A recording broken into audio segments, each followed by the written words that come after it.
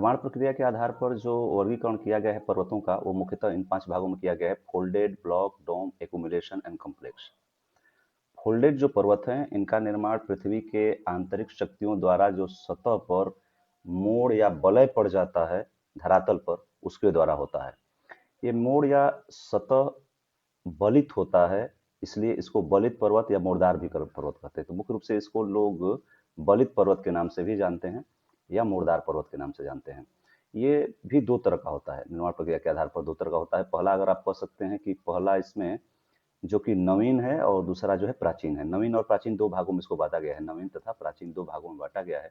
अगर नवीनता के दृष्टिकोण से देखें तो मुख्य रूप से इसमें जैसे हिमालय, रॉकी, एंडीज, आल्प्स, ये मुख्य रूप से आते हैं। हिमालय, आल्प्स, एंडीज, रॉकीज, ये सब बलित भी हैं और नवीन बलित में आते हैं। अगर आप प्राचीन बलित की बात करते हैं तो इसमें जो इसमें विंध्य और अरावली को भी लोग गिनते हैं। इसके बाद यूराल है। ये पर्वत प्राचीन या आल्प्स को भी कह सकते हैं, आल्प्स तो इसमें था ही अभी, तो प्राचीन बलित में आते हैं। निर्माण इसका समझ ही रहे हैं, जैसे कि दो धरातली चट्टानें, मान लीजिए ये जो भारत का प्लेट है, ये पहले यहाँ नहीं था, और ये जो अ, उत्तर वाला प्लेट है, इसको गुंडवाना लैंड इसको कहते हैं, इसको अंगारा लैंड कहते थे। तो ये अंगारा लैंड से जा करके जब टकराया, यहाँ पर टेथिस सागर था पहले, तो हिमालय का निर्माण हुआ इस शक्तियों द्वारा।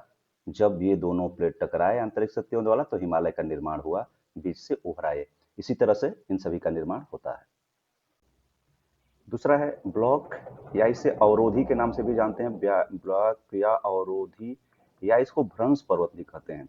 इसमें क्या होता है कि पृथ्वी की जो आंतरिक शक्तियां हैं, उनके कारण जो सतह ऊपर ऊपर की जो सतह है, इसमें क्या होता है कि खिंचाव उत्पन्न हो जाता है या दरार हो जाता है, भ्रंश हो जाता है। इसके कारण जो रुकावट पैदा होती है इधर उधर, जैसे कि ये दो हो गया, ये अलग ये अलग, तो इसके कारण जो पर्वत बनता है, इसको हम अवरोधी या भ्रंश पर्वत कहते हैं। इनमें मुख्य रूप से सियरा नेवेदा अमेरिका का, या जर्मनी में ये एक पर्वत है, अ, या फिर साल्ट लेक पाकिस्तान में है। ब्लैक फॉरेस्ट ये जर्मनी का जानते हैं। ये प्रमुख पर्वत हैं इसके, ब्लॉक पर्वत, फोल्डेड, ब्लॉक। तीसरा है डोम, इसको हम गुंबदाकार पर्वत भी कहते हैं, गुंबदाकार। और इसमें क्या होता है कि अंदर से जब कोई सतह ऊपर की तरफ उठती है, अंदर से जब कोई सतह ऊपर की तरफ ऐसे उठती है, तो इससे जिस पर्वत का निर्माण होता है, उसको हम गुंबदाकार या डोम पर्वत कहते हैं।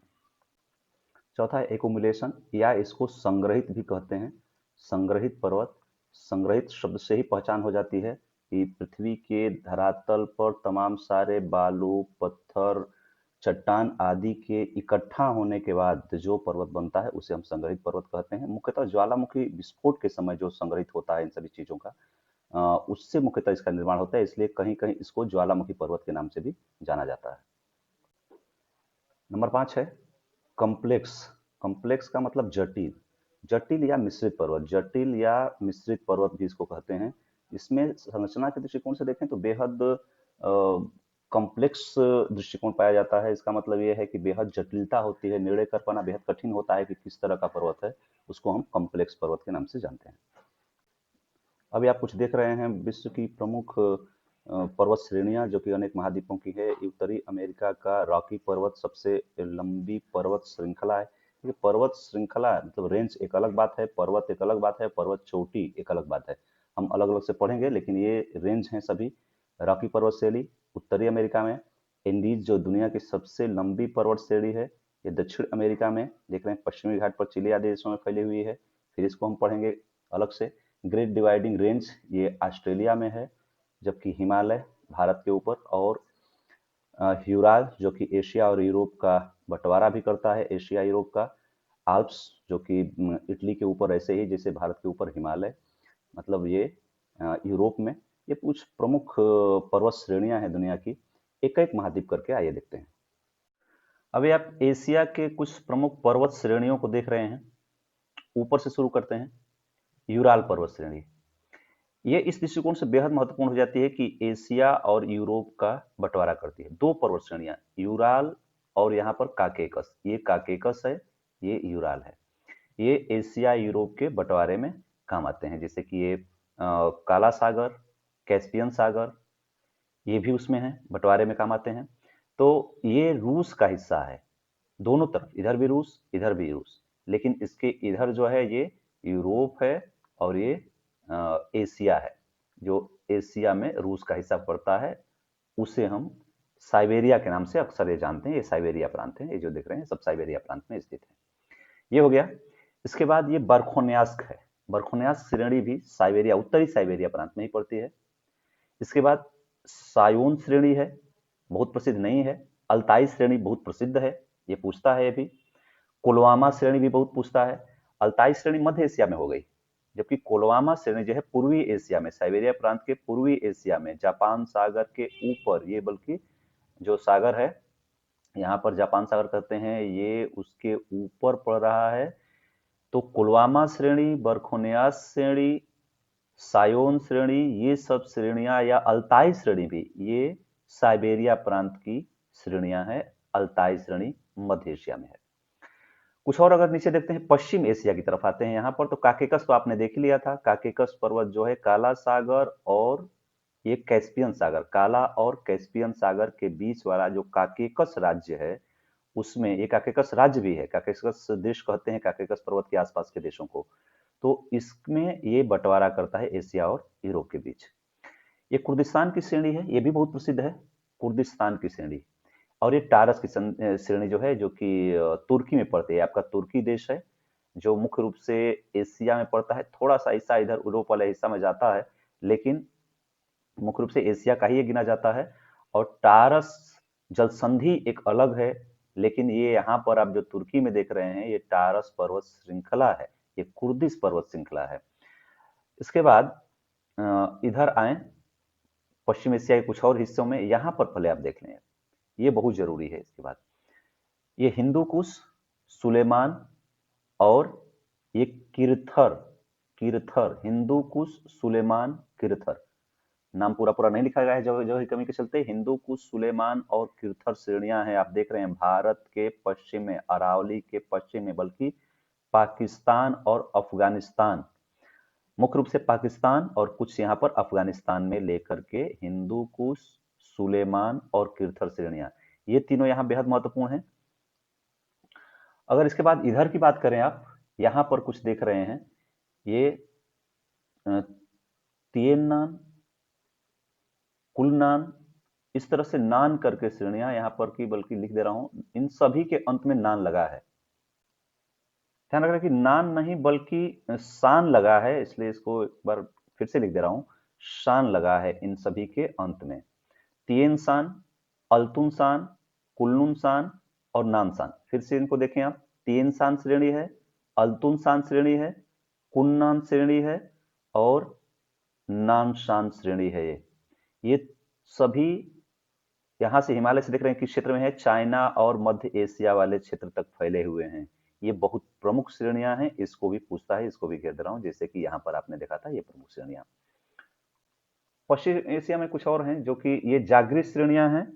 जाग्रिस के बाद ये एल्बुर्ज श्रेणियां हैं, जाग्रिस, एल्ब्रुज, जालग्रिस, एल्ब्रुज। पश्चिम एशिया का आप कुछ देख रहे हैं। और नीचे देखें तो ये आसिर है, आसिर नाम का पर्वत है, जो कि ये भी बहुत, पर्वत श्रेणी बल्कि कह सकते हैं इसको, ये भी बहुत प्रसिद्ध है, आसिर, यहाँ पर ये देख रहे हैं। तो ये कुछ प्रमुख पश्चिम एशिया की हो गई, यहाँ से लेकर इधर, फिर ये भारत और उसके आसपास का हो गया, ये मध्य एशिया और चीन का लेकर के शान वाली श्रेणियां हो गई। हिंदू कुश से सुलेमान बहुत पूछता ही है। अब आते हैं दक्षिण पूर्व एशिया की तरफ। इसमें जैसे देख रहे हैं आप, तमा आबू रेंज, मूलर रेंज और माओक रेंज, ये तीन बहुत प्रसिद्ध है। दक्षिण पूर्व एशिया का ये भाग देख रहे हैं, तमा आबू रेंज, मूलर रेंज और माओक, ये दक्षिण पूर्व एशिया में है।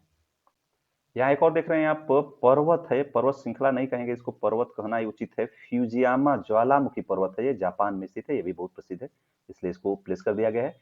फ्यूजियामा जो कि ज्वालामुखी पर्वत है, जापान में स्थित है।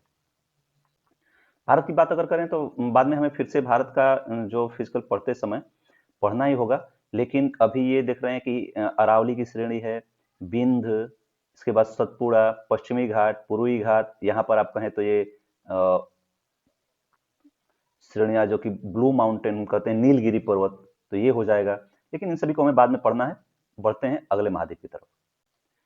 अभी अफ्रीका के कुछ पर्वत श्रृंखलाएं हैं और कुछ उसमें प्रमुख पर्वत भी हैं।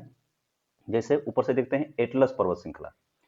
ये मुख्यतः ये मोरक्को है। ये ऊपर देख रहे हैं यूरोप का स्पेन है। इसके बीच में आप जानते हैं जिब्राल्टर जल संधि है। तो एटलस जो है ये प्रमुख पर्वत श्रृंखला है जो मोरक्को और ये अल्जीरिया जो कि क्षेत्रफल में सबसे बड़ा अफ्रीका का देश है। तो इनके यहाँ तक फैला हुआ है। दो तीन देशों में एटलस पर्वत श्रृंखला फैला हुआ है जो कि ऊपर देख रहे हैं इसके, और ये देश का नाम समझ ही जा रहे हैं जो कि ये अल्जीरिया है और ये मोरक्को है। ऊपर यूरोप आप देख रहे हैं, भूमध्य सागर देख रहे हैं। एटलस पर्वत श्रृंखला के बाद अगर अल्जीरिया में ही देखें तो एक आहागार पर्वत श्रृंखला है, आहागार पर्वत श्रेणी। बहुत प्रसिद्ध नहीं है लेकिन ये भी पूछता है कभी कभार। कांग पर्वत श्रृंखला जो कि पश्चिम उत्तर पश्चिम भी कहा जाता है इसको, उत्तर पश्चिम या पश्चिम अफ्रीका में है कांग पर्वत श्रृंखला। कई देशों में इसका भी विस्तार है। मध्य में अगर कहें कांगो जायरे के आसपास तो मितुंगा श्रेणी है। ये मितुंगा पर्वत श्रृंखला में एक इसका सबसे ऊंची चोटी की बात करूंगा तो ये मेरू पर्वत है। सबसे ऊंची चोटी इसका मेरू पर्वत है। श्रृंखला कौन सी है? मितुंगा पर्वत श्रृंखला जो कि मध्य अफ्रीका में, जो कि कांगो जायरे आदि गणराज्य हैं उनमें ये फैली हुई है। इसके बाद बात करें mount Kilimanjaro. Mount Kilimanjaro Tanzania में स्थित है। बहुत बार पूछता भी है कि किस देश में स्थित है, ये तंजानिया है।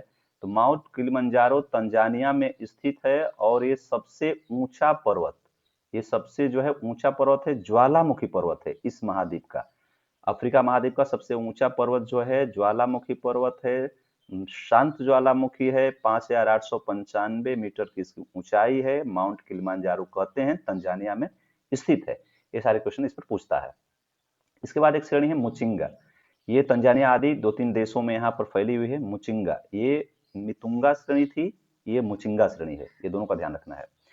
इसके बाद दक्षिण अफ्रीका में एक बहुत प्रसिद्ध पर्वत श्रृंखला है ड्रेकेंसवर्थ। तो ड्रेकेंसवर्थ जो पर्वत श्रृंखला है वो दक्षिण अफ्रीका, ये साउथ अफ्रीका का मैप आप देख रहे हैं, इसमें स्थित है। ये कुछ और पर्वत चोटियां हैं जो कि बहुत प्रसिद्ध हैं। ये कैमरून पर्वत चोटी है, कैमरून के नाम से प्रसिद्ध है ये। और ये एल्गान, यहाँ पर भी देख रहे हैं पर्वत चोटी एल्गान। तो ये रही कुछ अफ्रीका जो कि दूसरा सबसे बड़ा महाद्वीप है दुनिया का, उसकी प्रमुख पर्वत श्रेणियां और कुछ पर्वत चोटियां। फिर से इसको दोहरा सकते हैं आप। ड्रेकेंसबर्ग हो गया, मुचिंगा, किलिमंजारो, मितुंगा, एटलस, कांगो, ये सब पर्वत चोटियां और कुछ पर्वत श्रृंखलाएं थी। बढ़ते हैं अगले महाद्वीप की तरफ। ये उत्तरी अमेरिका की कुछ प्रमुख पर्वत श्रेणियां और कुछ प्रमुख पर्वत देख रहे हैं। इनमें से बहुत क्वेश्चंस आते हैं। ऊपर से शुरू करते हैं। इसमें भी ब्रुक्स पर्वत श्रेणी जो कि अलास्का का हिस्सा है, देख रहे हैं अमेरिका का अलास्का राज्य है, जो कि पहले रूस का था, रूस ने अमेरिका को बेच दिया था। तो अलास्का का ब्रुक्स पर्वत श्रृंखला, लेकिन एक और अलास्का के स्वयं अलास्का के नाम से ही पर्वत श्रृंखला है। और इसकी सबसे ऊंची चोटी मैकिंले है, जो कि सबसे ऊंची चोटी ऐसे भी है ये, मतलब अगर उत्तरी अमेरिका की सबसे ऊंची चोटी पूछा जाए तो माउंट मैकिंले है जो अलास्का श्रेणी की हिस्सा है। ये आप देख रहे हैं, ये 6,194 मीटर इसकी ऊंचाई है, 6,194। तो सबसे ऊंची पर्वत हो गई है, पर्वत चोटी हो गई। और पर्वत श्रृंखलाएं दो हैं इसमें। इसके बाद मैकेंजी पर्वत श्रृंखला जो कि कनाडा में है, देखते हैं इसके ऊपर है कनाडा और ये अमेरिका, ये मेक्सिको, जो बड़े देश हैं उत्तरी अमेरिका के। तो उसमें मैकेंजी जो पर्वत श्रृंखला है ये कनाडा में है। ये भी पूछता है। ये लोगन पर्वत है जो कि बहुत प्रसिद्ध तो नहीं है, कभी कभार पूछता है। रॉकीज जो कि देख रहे हैं ये बेहद प्रसिद्ध है। सबसे प्रमुख क्वेश्चन आप कर सकते हैं उत्तरी अमेरिका के लिए पर्वतों की बात करें तो रॉकीज पर्वत श्रृंखला। अगर उत्तरी अमेरिका की बात करें तो सबसे लंबी भी है और रॉकी या रॉकीज के नाम से जाना जाता है इसको। और इसमें सबसे ऊंची जो चोटी है वो एल्बर्ट है, माउंट एल्बर्ट। इसको जरूर देकर के हम ध्यान रखते हैं क्योंकि ये बहुत पूछता है। 4,378 देख रहे हैं आप, 4,378 मीटर की ऊंचाई है इसकी। माउंट एल्बर्ट है, रॉकीज पर्वत श्रृंखला की सबसे ऊंची चोटी है। आते हैं तटीय भागों की तरफ, देखें तो कस्कीडा है या कस्किड भी कहते हैं। और इसके बाद ये तटीय में खुद ही तटीय श्रेणी के नाम से जानते जाता है। तटीय श्रेणी की सबसे ऊंची चोटी व्हिटनी है, माउंट व्हिटनी कहते हैं इसको। तो ये तटीय हिस्सों को आपने देखा, रॉकीज को आपने देखा, मैकेंजी, अलास्का, ब्रुक्स और ये पर्वत चोटियां आपने देखा, ये पर्वत श्रृंखलाएं आपने देखा। बीच में आप देखते हैं ये भी बहुत पूछता है। ये अमेरिका में बिगहार्न पर्वत चोटी, ब्लैक हिल्स, ब्लू हिल्स, ये तो बहुत पूछता है, ब्लैक हिल्स, ब्लू हिल्स, इधर आकर के आप देख सकते हैं कुछ, white hills, green hills, black, blue, white, green, ये सब पर्वत चोटियां हैं, हिल्स हैं, पहाड़ियां हैं। तो ये बहुत पूछता है, जो कि ये चार ये देख रहे हैं, 1 2 3 4, और बिगहार्न भी, ये अमेरिका में पड़ती हैं। अमेरिका में एक और प्रमुख जो पर्वत श्रृंखला है, श्रेणी है, ये अपलेशियन श्रेणी है, अपलेशियन। ये देख रहे हैं जो कि फ्लोरिडा का हिस्सा है, इसके ऊपर ये अपलेशियन श्रृंखला बेहद प्रसिद्ध है। इसके बाद सियरा मादे, ये देख रहे हैं सियरा मादे जो श्रृंखला है, दो भागों में बटी हुई है। इसको पश्चिमी सियरा मादे की श्रृंखला कहते हैं, पूर्वी सियरा मादे की श्रृंखला कहते हैं। मुख्यतः किस देश में है? मैक्सिको में। फिर से ध्यान दे लें आप, पश्चिमी सियरा मादे श्रृंखला, पूर्वी सियरा मादे श्रृंखला, मुख्यतः ये मैक्सिको में स्थित है। फिर से इनका जल्दी से एक बार रिवाइज कर दे रहा हूं। ब्रुक्स, इसके बाद अलास्का, इसकी मैकिंगले सबसे ऊंची चोटी 6194, मैकेंजी कनाडा में, लोगान जो कि पर्वत है ये कनाडा में। इसके बाद जो पश्चिमी तटीय जो श्रेणियां हैं, इसमें जो तटीय श्रेणी है उसकी सबसे ऊंची चोटी माउंट व्हिटनी है। कास्केड ये पर्वत श्रृंखला है। रॉकीज सबसे प्रमुख पर्वत श्रृंखला हो गई, और इसकी सबसे ऊंची चोटी 4378 देख रहे हैं, जो कि माउंट एल्बर्ट है। ब्लैक हिल, ब्लू हिल, व्हाइट हिल, ग्रीन हिल, ये सब कहाँ है देख ही रहे हैं, बिगहार्न भी उसमें है। और अपलेशियन श्रेणी है जो कि अमेरिका में है, बहुत प्रसिद्ध। और सियरा मादे जो दो भागों में बटा हुआ है। बढ़ते हैं अगले महाद्वीप की तरफ। दक्षिण अमेरिका को आप देख रहे हैं। दक्षिण अमेरिका में मुख्यतः जो पर्वत है, ये सबसे प्रसिद्ध एंडीज है। एंडीज पर्वत श्रृंखला दुनिया की सबसे लंबी पर्वत श्रृंखला है, देख ही रहे हैं। पश्चिमी तटीय हिस्से से होते हुए पूरा ये चिली लंबा देश है, इसके बाद ये जो कोलंबिया है, इक्वाडोर है, इन सभी में होते हुए फैला हुआ है। तो दुनिया की सबसे लंबी पर्वत श्रृंखला एंडीज पर्वत श्रृंखला, यही सबसे बेहतरीन और सबसे प्रसिद्ध पर्वत श्रृंखला है जो कि दक्षिण अमेरिका में स्थित है। और तटीय पर्वत श्रृंखला एक और है जो कि वेनेजुएला है, देख रहे हैं, मुख्य रूप से वेनेजुएला देश है, मुख्यतः वेनेजुएला में उत्तरी जो कैरेबियाई सागर है वहां के किनारे फैली हुई है। बात करते हैं एंडीज के विषय में।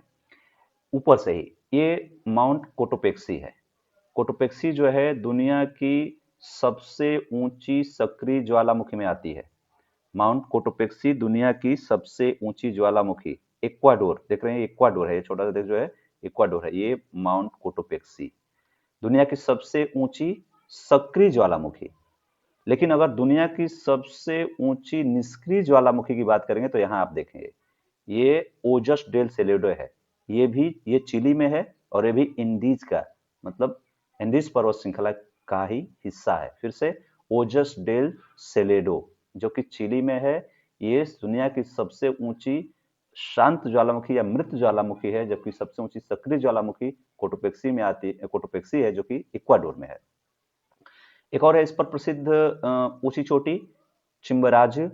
चिम्बराजो के बाद अगर देखें तो सबसे ऊंची चोटी जो कि एंडीज पर्वत श्रृंखला की है, ये अकांकागुआ है, 7021, बहुत ही प्रसिद्ध क्वेश्चन है ये।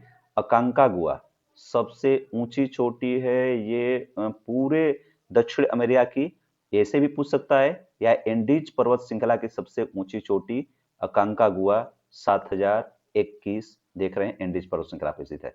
तो ऊपर से आपने नीचे तक ये जो प्रसिद्ध क्वेश्चन है इसका आपने देखा, इसकी स्थिति आपने देखा, सबसे दुनिया में लंबी है देखा, और तटीय हिस्सा ये देख लिया आपने।